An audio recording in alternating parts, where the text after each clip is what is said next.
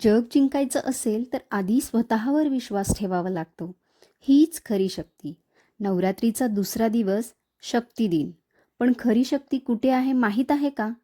ही शक्ती कुठल्याही देवीच्या मूर्तीत नाही. ती रोजच्या छोट्या छोट्या कामात आहे.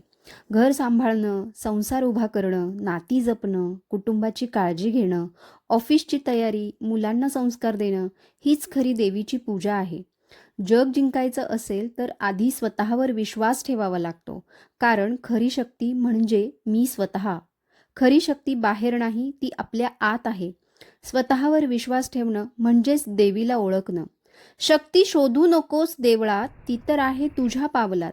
झाडू, भांडी, संसार सांभाळताना देवीचे रूप दिसतं तुझ्या कर्तृत्वात. आरशात पहा स्वतःला हसून, तेच तुझ्या डोळ्यातच दडलेलं पूर्ण. शक्ती आहे तुझ्या हास्यात, शक्ती आहे तुझ्या श्रमात. शक्ती म्हणजेच फक्त शस्त्र धरणं नाही. शक्ती म्हणजे प्रत्येक संकटातही उभं राहणं, थकल्यावरही कुटुंबासाठी हसणं, रडलं तरी पुन्हा उठून जगणं. हीच खरी देवी, हीच खरी शक्ती आणि ती शक्ती तुझ्यातच आहे. दुसऱ्या दिवसाचं खरं ज्ञान मीच आहे माझ्या शक्तीचं स्थान.